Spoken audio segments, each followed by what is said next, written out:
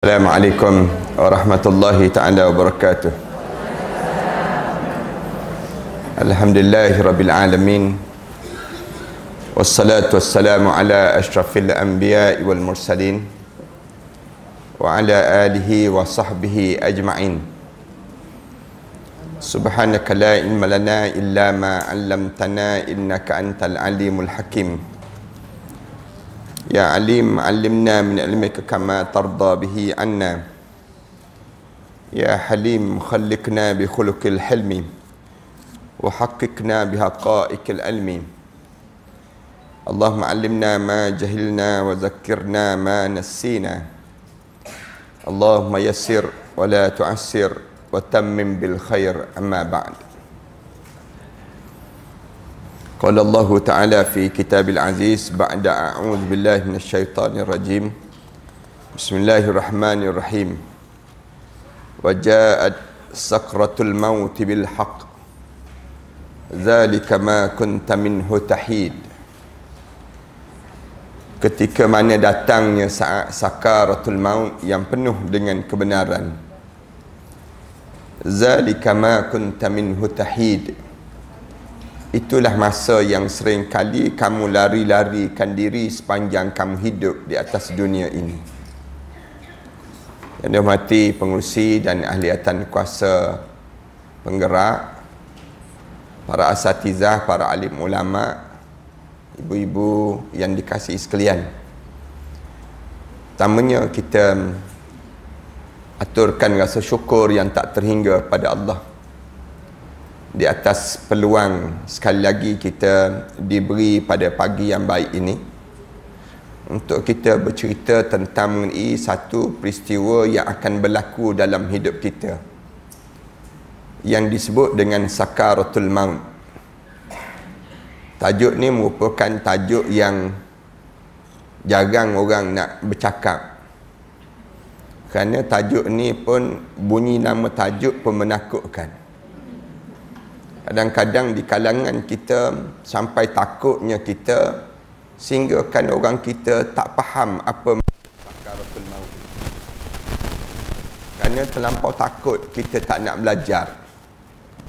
Padahal tajuk ini walaupun kita takut, walaupun kita tak nak belajar, kita akan lalui masa tersebut. Tak ada orang yang tak lalu masa ini kecuali orang yang mati syahid. Orang mati syahid dia tidak melalui sakaratul maut. Tapi walaupun dia Nabi melalui sakarat. Dan walaupun dia ni orang yang alim macam mana sekalipun kena sakarat. Saya sebut tadi satu golongan saja yang terlepas. Dalam kitab diajar orang yang terlepas daripada sakarat ini ialah orang yang mati berjuang dalam menegakkan kalimah Allah. Maknanya orang yang mati syahid. Bila seorang yang mati syahid, dia tidak ada sakarat. Ini kelebihan orang mati syahid. Manakala orang yang sebagaimana kita, walaupun alim, walaupun wara', walaupun apa pun keadaan pada diri dia akan melalui sakarat. Kalau kita tanya sakarat ini bila yang akan berlaku pada seorang, ketika mana sakarat ini akan terjadi? Ulama-ulama sebut sakarat ini dia mula berlaku di saat mana hijab mata kita mula didedahkan. Sakarat tak akan berlaku selagi mana hijab mata kita tak terdedah. Ada setengah alim ulama sebut demikian. Bila kita dekat dengan kematian kita, tanda besar kita ni akan mati bila hijab mata kita diselak. Kita mula nampak malaikat mula turun berduyun-duyun untuk mencabut nyawa kita. Maka di saat tersebut kita tak ada dah peluang untuk nak kembali hidup di atas dunia. Maksudnya kita akan melalui satu masa di antara kehidupan dunia dan kita sedang bergerak ke alam yang disebut dengan akhirat. Sebelum daripada saya sebut tentang sakarat ini, nak fahamkan sikit di kalangan kita ni, saya pernah sebut sebelum daripada ni, kita akan melalui 5 alam dalam hidup kita. 5 alam ni wajib kita lalui. Alam yang pertama dipanggil alam kandungan ibu. Alam ni alam yang pernah kita lalui sebelum daripada ini. Alam kandungan ibu ni. Alam ni alam yang kita pernah hidup seketika dahulu. 9 bulan 10 hari kita dalam kandungan ibu. Saya yakin tak ada orang yang sebut saya tak keluar daripada perut ibu, Ustaz. Saya keluar daripada buluh betung, Ustaz. Itu cerita dongeng kan, yang pernah kita dengar waktu mana kita kecil-kecil dahulu. Tapi semua kita ni, bila kita nama saja manusia dan juga jin, ulama sebut kita pernah melalui hidup di alam kandungan ibu. Alam tu kita tak akan kembali lagi ke alam tersebut. Allah jadikan alam yang tidak ada pertanggungjawaban. Tak ada tanggungjawab pun kita di alam itu. Lepas pada kita hidup di alam kandungan ibu, kita hidup di alam kedua. Alam kedua dipanggil alam fana, alam yang hancur. Kullu man 'alaiha fan. Semua yang ada atas dunia ni akan hancur. Wa yabqa wajhu rabbika dzil jalali wal ikram. Yang kekal ialah Allah yang mempunyai ketinggian dan kemuliaan. Yang lain tu akan hancur. Bukti kita ni akan hancur, kita boleh tengok kulit kita sekarang. Kulit tangan kita ni dah mula berkedut-kedut kan. Puas pakai lotion anti kedutan, kedut juga kita ni. Maknanya kita pun boleh tengok gambar kita, muka kita sekarang. Balik nanti duduk berdiri depan cermin. Lepas tu ambil gambar kita yang muda-muda dahulu. Mesti kita terkejut kan, kenapa pelik sangat muka kita? Siapa yang dalam gambar ni dan siapa yang sedang berdiri depan cermin? Menunjukkan kita ni sedang melalui proses fana. Fana maknanya hancur. Proses yang Allah mula nak hancurkan kita. Habiskan kita, sehebat mana pun kita, sekaya mana pun kita, secantik mana pun wajah kita, akan melalui fana dipanggil. Fana maknanya kehancuran. Yang kekal ialah Allah. Allah je yang kekal. Yang lain semua akan hancur. Kemudian lepas pada kita hidup di alam kedua ini, kita kena hidup di alam yang ketiga. Alam ketiga dipanggil alam barzah. Alam yang jauh lebih besar daripada alam-alam tadi. Alam yang disebut dengan alam barzah. Tadi alam kandungan ibu kita rasa dah luas lah. Dalam perut ibu, siapa yang tak seronok dalam perut ibu? Tinggal dalam perut ibu. Semua suka kan? Gembira kita, seronok kita dalam perut ibu kita. Makan tak kena bayar, dia panggil. Duduk dalam perut ibu, jalan ke mana ibu pergi, kita boleh ikut sama. Yang dalam perut ibu, seronok. Tapi Allah paksa kita keluar. Keluar ke alam dunia ini. Alam fana ini. Bila kita hidup atas dunia, seronok. Jadi jadi bayi, seronok. Waktu mana jadi bayi kan, saat yang indah dalam hidup. Jalan didukungnya kita. Menangis dipujuknya kita. Bila kita nak tidur, didodoikan kita. Kita berjalan ke mana pun, orang semua geram dengan kita. Cuik pipi kanan kita, cuik pipi kiri kita. Waktu jadi bayi kan, tua-tua ni tak ada dah orang geram dengan kita. Tak ada siapa dah yang nak cuik pipi kanan, pipi kiri kita. Menunjukkan kita ni sedang fana, dia panggil. Kita pun jadi heran kan, kenapa dulu kerap sangat orang nak cuik pipi kanan, pipi kiri kita.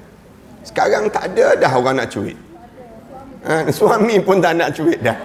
Nak sebutnya bagaimana kita melalui proses fana. Kemudian kita hidup, kita dipaksa oleh Allah untuk hidup di alam yang ketiga. Alam ketiga dipanggil alam barzah. Alam yang kita akan sampai sekejap lagi.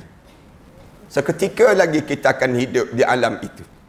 Alam yang jauh lebih luas daripada alam dunia ini. Kita rasa dunia ni dah luas. Berjalan sampai lenguh lutut-lutut. Sakit lutut. Tak boleh duduk kat bawah dah. Kena duduk atas kerusi dah sekarang. Nak sebutnya hidup luasnya alam ini. Nak gambarkan pada kita dunia ini. Tapi tak. bila kita ke alam barzakh, jauh lebih luas daripada alam dunia ini. Lepas pada alam barzakh, berakhirkah perjalanan hidup? Tak lagi. Tak lagi. Kita akan dibangkitkan balik di padang mahsyar. Bangun di alam yang keempat dalam hidup. Bangun saja di padang mahsyar, semua di kalangan kita akan sibuk tanya, man ba'atsana min marqadina? Siapa yang membangkitkan kita daripada tempat tidur kita? Elok kita di alam barzakh, tiba-tiba sekarang kita bangun di padang mahsyar. Lalu kita dengar satu jawapan, dijawab oleh Allah, hadza ma wa'ada ar-rahman wa sadaqal mursalun. Ni alam yang keempat. Ini dalam surah Yasin kan? Kita tak jumpa ayat ni, sah tak baca Yasin. Nak gambarkan pada kitanya, dalam hidup kita ni kita bangun di alam yang keempat. Bila kita bangun di padang mahsyar, kita rasa berakhirkah perjalanan hidup? Belum lagi. Bangun di padang mahsyar, kita akan bergerak lagi ke alam yang disebut dengan alam yang terakhir dalam perjalanan pengembaraan hidup di atas dunia ini. Pengembaraan hidup sebagai seorang manusia. Ke alam yang kelima, dipanggil alam sa'idun aw saqiyun. Alam bahagia ataupun alam celaka. Alam syurga ataupun alam neraka. Na'udzubillah min dzalik. Bila sebut saja syurga, Allah mula ajar terus. Sebut saja syurga, Allah sebut khalidina fiha abada. Kekal kamu dalam syurga sampai bila-bila. Bila Allah sebut cerita tentang neraka, sama juga Allah sebut khalidina fiha abada. Kekal kamu dalam neraka sampai bila-bila. Ada lagi kehidup di alam lepas tersebut? Tak ada dah. Tak ada dah. Ni nak sebutnya Allah bila masuk saja ahli syurga dalam syurga, masuk ahli neraka dalam neraka, kosong padang mahsyar. Tak ada lagi manusia di padang mahsyar. Jin dan juga manusia tak ada lagi. Di waktu tersebut Allah datangkan mati, diletakkan di antara yang disebut di antara syurga dan neraka, lalu dijelmakan dalam bentuk kibas. Dalam hadis Rasulullah sebut demikian. Mati itu disembelih di tengah-tengah di antara ahli syurga dan neraka. Bila sembelih saja, bersorak-sorai orang dalam syurga dan bertempik meraung orang dalam neraka. Lalu Allah cerita gambarkan orang dalam neraka ni, summa la yamutu fiha wa la yahya. Nak kata hidup pun tak hidup, nak kata mati pun tak mati. Kekal dalam keadaan demikian. Saya sekadar saya sebut 5 alam ini supaya para hadirin sekalian, ibu-ibu sekalian boleh senaraikan perjalanan kita ke mana. Balik nanti tulis besar-besar dalam rumah kita. Ajar pada anak-anak kita. Kita sedang berjalan sekarang. Kita sedang mengembara sekarang. Tapi Allah, bila Allah nak bagi kita masuk ke alam ini, satu alam dengan alam ini, Allah jadikan satu suasana yang berlainan di antara alam dan alam itu. Satu suasana yang kita kena rasa. Nak masuk satu alam ke alam, satu alam ke alam yang saya sebut tadi, Allah jadikan tempoh masa untuk kita nak melalui kepada alam tersebut. Bila kita nak jadi manusia dalam kandungan ibu, Allah jadikan satu proses yang cukup unik, cukup indah. Pertemuan di antara sperma dengan yang disebut dengan ovum yang keluar daripada ovari orang perempuan. Telur orang perempuan ni dia ada telur. Senang cerita je. Pertemuan di antara sperma dengan ovum ini satu pertemuan yang paling sukar, tetapi Allah jadikan untuk membentuk manusia. Tak mudah para hadirin sekalian. Pertemuan sperma, faham ke tak faham, buat faham lah ni panggil. Sperma ni maksudnya daripada orang lelaki. Orang lelaki dia keluar benih daripada tubuh badan orang lelaki ni.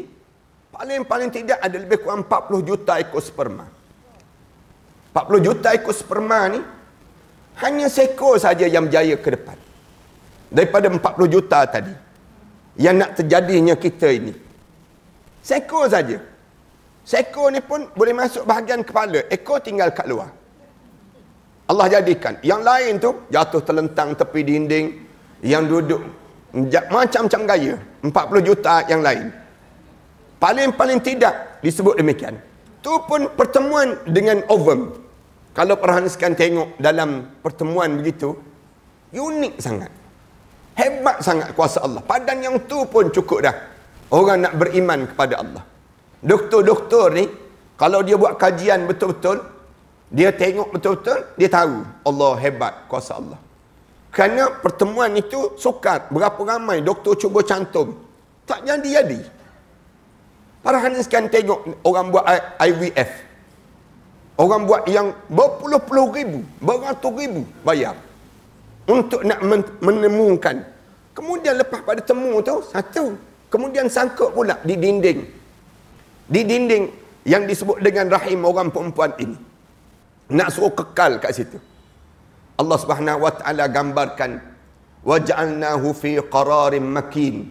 Lepas pada kamu jadi, kemudian aku letak di dinding yang qararin makin. Tempat yang paling kukuh pertemuan di tempat tersebut. Dia tak di dinding, tergantung begitu saja. Kalau perhatikan tengok tu, Allah Maha suci, Allah hebatnya kejadian. Kemudian Allah mula bentuk. Jadi tulang, jadi daging, jadi bentuk-bentuk. Lama-lama hidup dalam perut ibu kita. Bersambung dengan urat-urat dalam tubuh badan ibu kita ini sendiri. Kemudian diberi saluran makan dan sebagainya. Cukup 9 bulan 10 hari, Allah paksa keluar.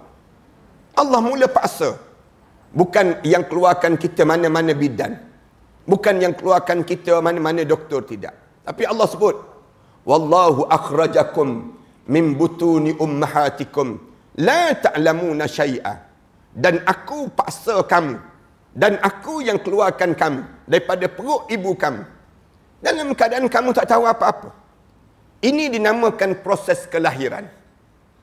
Bila kita nak hidup di alam dalam kandungan ibu, Allah jadikan pertemuan di antara yang disebut dengan sperma dengan telur orang perempuan, satu pertemuan yang unik. Kemudian bila nak hidup di alam dunia, Allah jadikan proses kelahiran yang kita namakan kelahiran. Kelahiran itu separuh nyawa. Ada ulama sebut waktu itu sampai peringkat pahala yang besar bagi orang perempuan melahirkan zuriat. Saat mana dia keluarkan zuriat, gugur segala dosa-dosa dia yang lepas-lepas. Nak sebutnya besarnya nilai. Kerana nyawa dia dipertaruhkan. Nak keluarkan zuriat ini sendiri. Pahalanya amat besar. Hari daripada dia mula mengandung, Allah jadikan kelebihan bagi orang perempuan. Hari pertama, Allah dah gugur dah dosa-dosa yang dilakukan dalam hidup dia. Sampai bila? Sampai hari dia keluar, mengeluarkan seorang lelaki ataupun seorang perempuan daripada rahim dia tersebut, Allah gugurkan lagi dosa dia. Sebagaimana bersihnya anak yang keluar tadi. Yang tidak ada yang disebut dengan dosa-dosa saat demikian. Proses ini, para hadirin pernah rasakan. Saya tak pernah rasa. Tapi waktu mana kita nak keluarkan tersebut, Allah sebut, nyawa, urat-urat kita ni putus. Kemudian sakit yang amat sangat. Allah mula jadikan satu perasaan bagaimana saat kematian. Sehingga kan ada orang yang dia tak tahan, dia ambil ubat. Tapi bagi saya, sebaiknya kalau kita boleh kuat, kita tak perlu ambil ubat. Sebab besarnya pahala. Kemudian besarnya yang disebut dengan pengajaran yang Allah nak latih. Satu lagi masa untuk kita beralih. Lepas pada kita hidup di dunia, Allah nak alihkan kita ke alam barzakh. Allah jadikan sakaratul maut. Itu yang saya nak maksudkan. Setiap alam yang kita nak lalui ini, Allah jadikan ada satu proses yang besar. Dengan tujuan apa? Tujuan untuk membersihkan dosa-dosa dan menambahkan pahala dan mengangkat darjat. Lalu Allah jadikan sakarat. Sakarat, bila kita nak masuk dalam kubur, nak masuk di alam barzakh. Alam barzakh ni alam yang lepas pada roh kita keluar daripada mata kita. Sebelum daripada keluar roh daripada mata kita, Allah jadikan proses sakarat. Sehingga kan alim ulama sebut, ada orang yang disakaratkan sampai bertahun-tahun. Ada orang yang disakaratkan dalam keadaan berbulan-bulan. Para hadis kami jumpa kan, orang yang koma.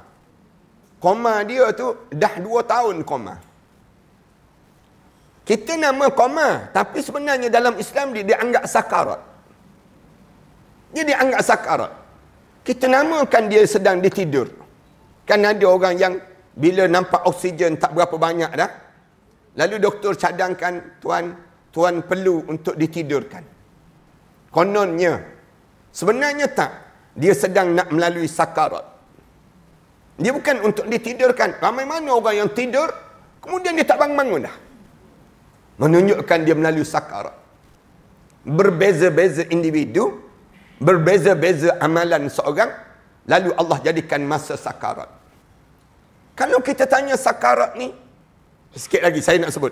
Allah, bila dia nak sebut saja, nak masuk ke alam yang lain, Allah dia nak masukkan kita daripada alam barzakh ke alam mahsyar, Allah jadikan hari kiamat. Hari kiamat. Senang ceritanya. Bila Allah nak masukkan kita ke dalam syurga, Allah jadikan hari pengadilan. Hari pengadilan.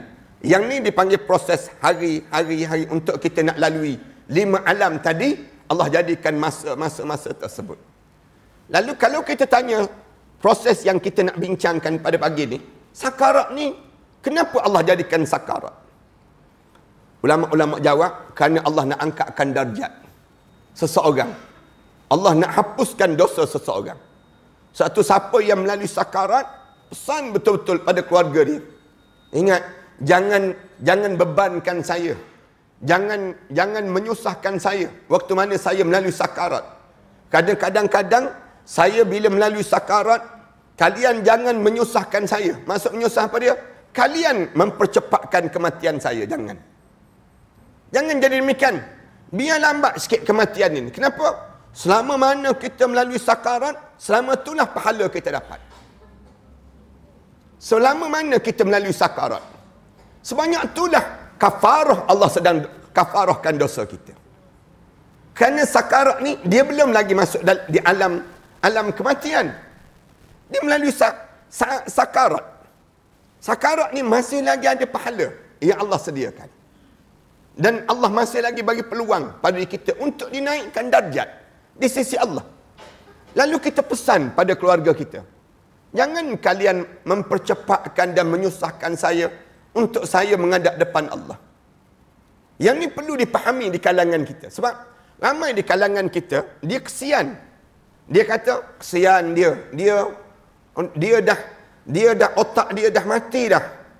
Doktor bagi tahu, dia ni kalau cabut je gas ataupun oksigen daripada tubuh badan dia, matilah dia. Kita bagi tahu kepada doktor, berapa kena bayar terhadap gas ini? Duit dia berapa banyak yang ada? Gunakan semua. Pastikan dia terus bernafas dan dia terus hidup. Walaupun dia melalui sakarat. Sebut pada doktor terus. Bagi tahu. Kenapa dia? Selama mana dia sakit, selama itulah dia sedang melalui proses diangkat darjat di sisi Allah. Selama itulah dia sedang dikafarahkan dosa. Jangan cepat nak cabut. Jangan cepat nak cabut. Ni kena faham betul-betul.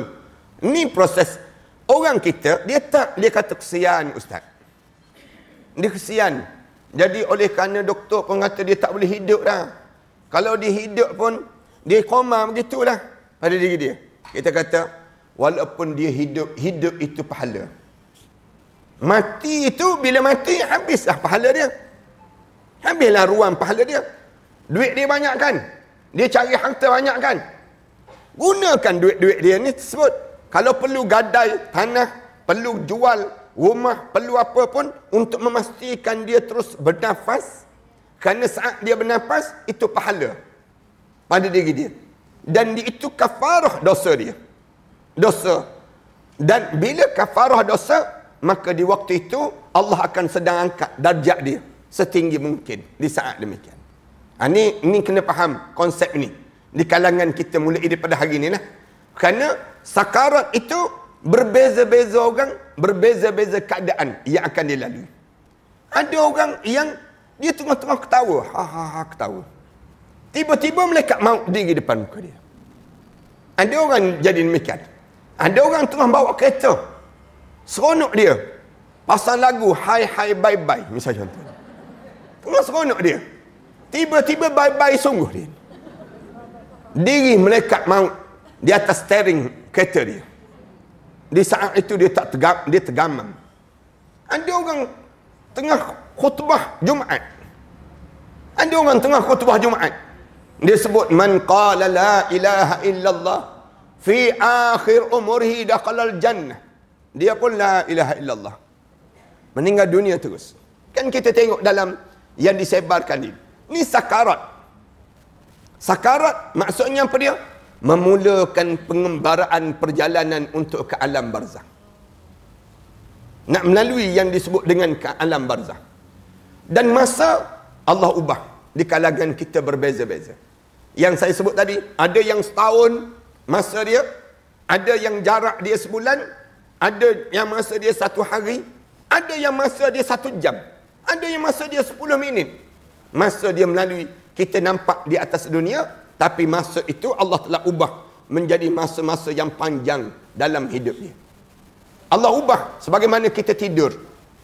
Kita tidur, kadang-kadang kita terlampau penat, bawa kereta, penat sangat, kemudian kita pun duduk berhenti tepi jalan, tidur. Mimpi round dunia. Kita jalan, masuk seluruh dunia. Nak kau terbang, turun kau terbang. Tiba-tiba kita terkejut. Allah terkejut. Terjaga kita. Baru tengok 5 minit kita tidur. Tapi Allah telah panjangkan masa. Sakarat sama juga. Di antara peluru yang ditembak sampai ke jasad, masa itu Allah ubah pada seorang yang dia kena melalui sakarat. Dan dia akan rasa saat yang panjang. Walaupun peluru tu kita nampak cepat je sampai ke tubuh badan dia. Dalam beberapa saat saja sampai ke tubuh badan dia. Tapi masa Allah telah ubah masa tersebut. Bila masa yang sebenar kalau kita nak rasai sakarat ini? Saya sebut awal-awal tadi, bila malaikat mula berdiri di hadapan mata kita. Malaikat mula datang berdiri di hadapan muka kita. Bila malaikat diri saja, malaikat selak saja mata kita, kita nampak 2 saja keadaan.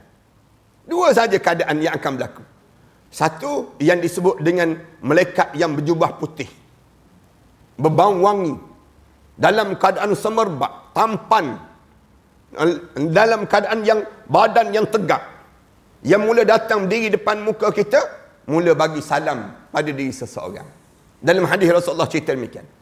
Dia bagi salam, dan kita dengar salam dia tersebut, dia senyum terus. Saat mana dia senyum, dan dia mula sebut dengan kalimah-kalimah yang baik.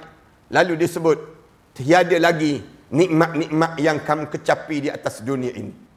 Tiada lagi masa kamu di atas dunia ini. Ya ayyatuhan nafsul mutmainnah. Dia panggil terus, wahai jiwa-jiwa yang tenang. Irji'i ila rabbiki radiyatan mardiyah.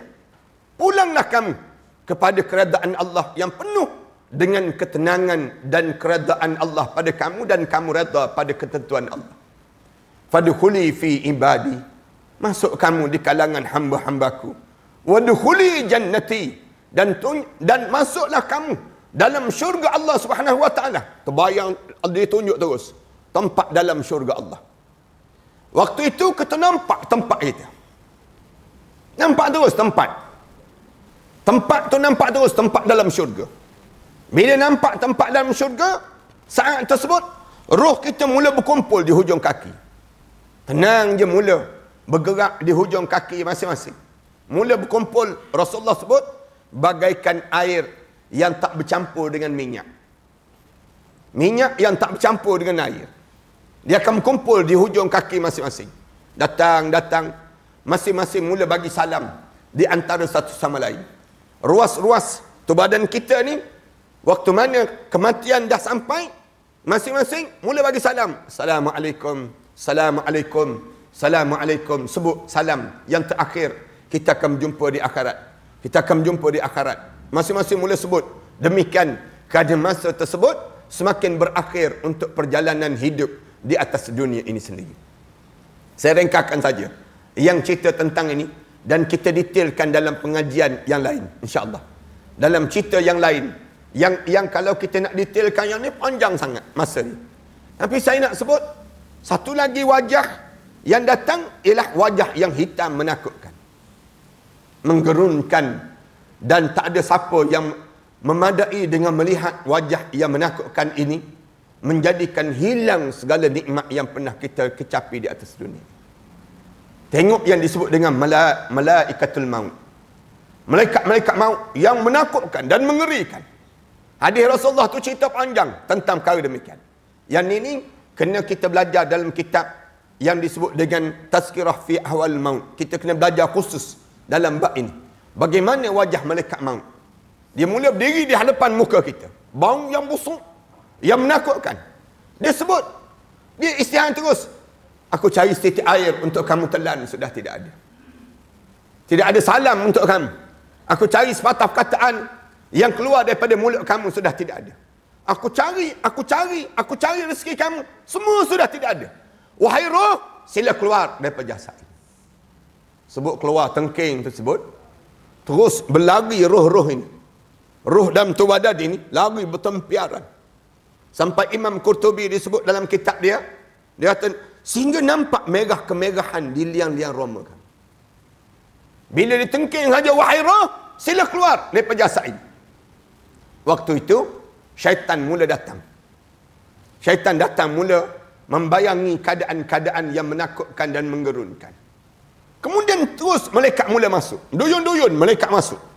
Masuk terus ke hujung kaki masing-masing. Bila ke hujung kaki masing-masing ni, sampai di hujung jari-jari kita ni, mula ditarik daripada hujung kaki. Kup, tarik. Kup, ditarik daripada hujung kaki ni. Rasa sakit seluruh tubuh badan. Tak ada tempat yang tak rasa sakit. Semua sakit. Bulu kening kita sakit. Cuping telinga kita sakit. Jari jemari kita sakit. Sakit yang amat sangat. Sakit gigi kita sakit. Sakit ni baru di hujung kaki ni. Tarik ni. Tarik di hujung kaki. Dalam keadaan tarik di hujung kaki sebut sakit ni, semua sakit. Tak ada tempat yang tak sakit. Sakit ni sampai tak tergerak badan. Sakit sangat sampai tak boleh nak sebut sakit. Tak boleh sebut sakit. Imam Ghazali sebut hanya kedengaran sakit. Dengar dengusan dia. Sakit. Nak gambarkan sakit tu sampai peringkat hitam mata menjadi putih. Sampai cuping telinga ni mengisuk masuk ke dalam. Hidung kita ni jatuh terus. Yang tinggi tu jatuh. Sakit sungguh. Lidah ni terinsut masuk ke dalam. Sakit ni tak boleh nak digambar sakit. Rasulullah bila tanya, macam mana sakit sakarat itu ya Rasulullah? Rasulullah sebut, bagaikan badan kamu dicampak ke pohon yang berduri, melekat di pohon berduri, digentak turun ke bawah. Dia tanya lagi Rasulullah, ya Rasulullah, bagaimana sakit sakarat ya Rasulullah? Rasulullah kata, bagaikan kamu rasa ada satu lengan yang penuh dengan duri yang tajam, digodok masuk ke dalam halkum kamu. Masuk sampai ke perut kamu. Rasulullah sebut, ditarik daripada perut ini, dia rentak naik. Sakit. Dia tanya lagi Rasulullah, sakit macam mana Rasulullah? Nanti kita akan belajar. Kalau kita ada ruang ini, kita belajar masa-masa yang kita kena lalui saat tersebut. Rasulullah kata, bagaikan kulit kamu disiat. Kulit kamu disiat. Ditarik di atas bara api yang panas. Ditarik di atas kapas yang basah. Bunyi, bunyi. Dia tanya lagi Rasulullah, ya Rasulullah, macam mana sakit sakarat ya Rasulullah? Rasulullah sallallahu alaihi wasallam sebut, kamu tanya ibu-ibu yang melahirkan zuriat. Yang saya sebut tadi. Saat mana meneran untuk keluar zuriat ni, berpeluh antara dahi. Peluh antara dahi, menggegil tubuh badan. Sakit yang amat, pucat lesi tubuh badan. Saya tengok orang rumah saya melahirkan zuriat. Anak-anak saya ni, So kita tengok tu sakit sungguh. Sampai ada yang muntah. Muntah keluar air saja. Sakit sungguh saat demikian. Rasulullah kata, itu baru satu juzuk daripada 99 juzuk kesakitan kematian. Ada 98 lagi sakit. Tak boleh nak dibayang sakit ini. Tapi waktu tu sehinggakan akal ni menjadi tidak waras. Jadi yang ni yang perlu kita belajar ini. Yang ni perlu untuk kita fahami betul-betul. Kena jadi waras saat itu. Jangan kita ni terbawa-bawa dengan kesakitan itu. Dan yang lebih teruk lagi, bila tarik saja di hujung kaki, syaitan pula sibuk mengacau. Sibuk pula syaitan sebut, relax sis, relax sis. Bertenang sis. Dia sebut, tak mati lagi ni. Tak ada apa-apa pun. Syaitan sebut. Sebab syaitan pun dia tak tahu kita ni mati ke tak mati. Masa tu kita pun teragak-agak. Menapa ni? Tak pernah kena macam ni. Kita bingung seorang-seorang. Nak bercakap, tak boleh dah. Tak boleh nak sebut dah. Tangan kita pun tak bergerak dah. Sakit sangat. Saat itu syaitan pula menggoda. Menjadi muka arwah ayah kita. Menjadi muka arwah ibu kita. Sekejap-kejap, macam-macam rupa yang datang, pelbagai keadaan yang sedang berlaku ni, syaitan jelmakan diri dia dengan wajah-wajah orang yang kita sayangi. Syaitan sebut, relax. Kamu tak mati. Kamu tenang. Kamu jangan mengucap lagi. Kamu jangan taubat. Padahal, kalau kita nak taubat di saat tersebut, memang Allah terima pun taubat kita. Memang Allah terima lagi. Kalau roh di hujung kaki ni, Allah terima lagi. Kalau kita sebut, Allahumma gfirli ma qaddamtu wa ma akhartu. Allahumma, kita sebut Allahumma a'inni. Boleh pun saat demikian. Sebab Rasulullah sendiri, waktu mana, saat mana Rasulullah sedang melalui sakarat, tergerak tangan Rasulullah. Rasulullah sakit sungguh tu. Yang dalam keadaan qiyam Rasulullah tu, sakit ni, menahan demikian. Terbuka tangan Rasulullah. Cari sesuatu. Bagaikan ada benda yang nak didapati oleh Rasulullah. Aisyah radhiyallahu anha, Sayyidatina Aisyah ummahatul mukminin, ibu kita ni, dia kata, saya tengok Rasulullah tangan dia tercari-cari sesuatu tu, saya ambil bekas air, saya letak di bawah telapak tangan Rasulullah. Rasulullah celup tangan Rasulullah. Rasulullah ambil tangan Rasulullah. Rasulullah sapu atas muka Rasulullah. Sapu ni peluh yang keluar ni, Rasulullah sebut, La ilaha illa anta Allahumma a'inni ala sakaratil maut. Tidak ada Tuhan melainkan kamu, ya Allah. Ya Allah, bantu saya, ya Allah, dalam melalui sakaratul maut ini, ya Allah. Rasulullah dalam keadaan demikian, sakit ni, tarik, sakit sampai Sayyidatina Aisyah paling tak boleh nak buat apa. Sampai dalam satu riwayat cerita, Rasulullah tegur malaikat Jibril. Ya Jibril, kenapa kamu paling daripada aku, ya Jibril? Itu riwayat. Tapi riwayat ini dibincang oleh alim ulama. Lalu malaikat Jibril sebut, ya Rasulullah, bukan aku tak sudi memandang wajah kamu saat ini, Rasulullah. Aku tengok wajah kamu tu menakutkan dan menggerunkan saat mana kamu melalui sakarat ini, ya Rasulullah. Sian kamu, ya Rasulullah. Sakit saat mana kena sakarat. Tarik saja daripada hujung kaki kita ni. Tarik. Kemudian sampai ke lutut. Bila sampai ke lutut, masuk kumpulan yang kedua masuk. Malaikat maut yang kedua, kumpulan yang kedua masuk. Daripada lutut, tarik lagi. Sampai ke perut. Sampai ke pusat. Kumpulan yang kedua ni, sampai sejuk di pusat itu. Sejuk yang amat sangat. Sejuk tu, sehingga kan dalam kitab sebut, macam tangan kita ni celup dalam ais, dalam bekas ais tu, kemudian kita biarkan sampai sejuk, melekat ais tu dekat tangan kita, kita tarik naik ke atas. Sejuk, lebih sejuk daripada itu. Sejuk di pusat itu. Kemudian tiba-tiba malaikat lepas. Malaikat lepas. Bila malaikat lepas roh ni turun balik.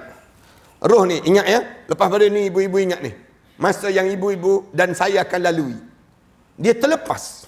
Bila lepas, roh ni turun balik ke bawah. Dia turun balik. Turun daripada pusat kita ni, Dia turun sikit turun ke bawah. Masa ni syaitan datang balik. Syaitan sebut, kan aku dah kata tak mati kan, tak mati. Kamu rasa sendiri kan roh kamu sedang turun sekarang. Ni kita sedang bercakap dengan roh. Dia cakap dengan syaitan, cakap dengan tubuh badan kita ni. Kita sedang teragak-agak, mati ke tak mati? Mati ke tak mati? Sedang turun. Roh ni kita dengar dah. Tadi ruas-ruas kita ni dah bagi salam dah. Sama kita ni dah bagi salam kalau orang mukmin. Tapi syaitan ni dia sibuk nak kacau orang yang beriman pada Allah. Dia sebut, kamu tak mati, kamu tengok, kamu rasa sendiri kamu sedang turun. Roh kamu ni turun. Sedang turun. Sampai satu peringkat bawah sikit pada kemaluan kita. Tiba-tiba datang kumpulan yang ketiga, rentak daripada bawah, zup, naik sampai ke halqum terus. Bila sampai di halqum ni, tergamam. Ramai di kalangan kita terkejut. Allah mati. Sampai di halqum, baru perasan mati. Syaitan pun baru tahu mati orang ni. Bila kita tahu kita mati, baru syaitan baru tahu kita akan mati. Sebenarnya, di hujung kaki tu syaitan tak tahu lagi. Malaikat pun tak perasan. Proses yang berlaku ni, ulama kata, dasar pada hadis Rasulullah, malaikat pun tak tahu nak dimatikan. Tapi kerja dia. Kumpulan tarik. Sampai di halqum. Di halqum ni, jangan ada seorang di kalangan kita yang sebut. Jangan ada seorang pun di kalangan jemaah yang datang pada pagi ni, masing-masing sebut kalimah ni. Sebut apa dia? Qala inni tubtul an. Sekarang saya taubat ya Allah. Saya taubat sekarang ya Allah. Malaikat tengking terus. Walaisatit taubatu lil ladzina ya'maluna as-sayyi'at. Hatta iza hadara ahadahumul maut qala inni tubtul an. Tidak dianggap taubat orang yang mengatakan saat mana roh dia sampai di halqum, tiba-tiba mulut dia sebut qala inni tubtul an. Sekarang saya taubat ya Allah. Malaikat tak terima dah. Taubat ni tak diterima. Dalam hadis Rasulullah sebut, innallaha la yaqbilu taubatu 'abdin hatta lam yugharghir. Allah terima taubat hamba-hamba dia sehingga roh kamu sampai di gargarin. Gargarin ni kat bawah ni, bawah pada halqum kita. Start daripada halqum kita ni, di sini gargarin dipanggil demikian.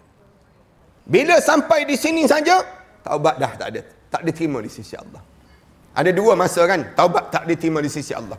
Yang pertama, bila matahari terbit daripada sebelah barat, tenggelam sebelah timur, taubat tak diterima di sisi Allah. Yang kedua, taubat tak diterima di sisi Allah bila roh sampai di halqum. Selagi mana roh tak sampai di halqum, taubatlah dalam hidup. Nak sebutnya peluang kita tu ada. Sekarang ni Allah bagi peluang sampai di halqum ni. Orang mukmin, saya harap semua yang hadir pada pagi ni insya-Allah di kalangan ahli syurga Allah. Mulut kita ni akan sebut terus la ilaha illallah Muhammadur Rasulullah. Sebut je, sebut, jangan berhenti sebut. Dan dalam kitab ni insya-Allah saya akan sebut dalam kitab ni nanti, dalam siri-siri kita kuliah ni, saya akan mulakan minggu depan lah insya-Allah. Minggu ni macam tak sempat dah, ni nak habis dah, sejam dah kita jam. Dalam keadaan yang macam ni nak sebutnya, kita akan sebut ada lebih kurang la ilaha illallah 4. Dalam kitab ni saya akan huraikan satu-satu nantilah. Bila sampai saat kematian kita ni, nak sebut la ilaha illallah ni, apa dia? La ilaha illallahul halimul karim. Alhamdulillahi rabbil alamin. Tabarakalladzi biyadihil mulk. Ni di antara amalan yang diajar oleh Rasulullah waktu mana melalui sakaratul maut. Waktu mana melalui sakarat ni, insya-Allah kita akan sebutlah satu-satu dalam kalimah-kalimah, bacaan-bacaan yang perlu kita sebut saat mana kita melalui saat-saat demikian. Orang yang tidak mukmin, dia bunyi satu benda yang patah dekat tengkuk dia. Kup. Kup tu tersembur keluar terus roh dia daripada mata dia. Terkeluar terus roh ni daripada mata masing-masing. Dan di saat tersebut ada dua bekas yang tersedia. Satu bekas yang warna hitam, satu bekas yang warna putih. Dan bekas warna hitam tu, bila roh ni tersembur keluar, bau busuk yang amat sangat, mula dimasukkan ke dalam bekas tersebut dan mula dihempuk dan juga dihempas oleh malaikat, sambil disebut oleh malaikat, celaka dan bangsaklah roh ini. hidup dalam keadaan jahat, mampus pun dalam keadaan jahat. Roh yang mukmin dia akan keluar. Rasulullah ambil bekas air, Rasulullah tuang syirik tu dalam bekas air. Rasulullah kata roh orang mukmin akan keluar macam ni lah. Bila mulut dia sebut la ilaha illallah Muhammadur Rasulullah, Rasulullah kata aku jamin tempat dia dalam syurga Allah Subhanahu Wa Taala. Mudah-mudahan kita semualah insya-Allah. Saya tak bercadang nak panjangkan lagi pertemuan pagi ni. Cukuplah. Nampak meremang dah bulu roma masing-masing. Dah mula macam ustaz ni biar betul ustaz. Nanti kita insya-Allah saya akan memulakan perbincangan kita hari Khamis. Saya difahamkan 2 kali Khamis kan? 2 kali Khamis ni kita akan, saya nak baca kitab ni je. Kitab yang ada kat luar nanti. Ada kat luar nanti. Kitab ni je lah. Ibu-ibu tak payah bawa kitab yang besar-besar, tak apa. Bawa kitab ni je. Saya akan memulakan huraikan satu persatu dalam kitab yang saya susun sendiri. Saya sendiri susun berdasar pada apa yang saya belajar daripada guru saya dahulu dan susunan daripada kitab-kitab, dan saya sebut beberapa amalan-amalan yang ringkas yang boleh kita samakkan diri kita dan kita jadikan di kalangan hamba-hamba Allah yang saleh. Mudah-mudahan Allah jadikan kebaikan dalam pertemuan kita ni. A'udzubillahi minasyaitanirrajim. Bismillahirrahmanirrahim. Alhamdulillahirabbil alamin. Wassalatu wassalamu ala rasul amin wa ala alihi wa sahbihi ajma'in. Rabbana iftah bainana wa baina qaumina bil haqq wa anta khairul fatihin. Rabbana atina fid dunya hasanah wa fil akhirati hasanah wa qina adzabannar. Walhamdulillahirabbil alamin.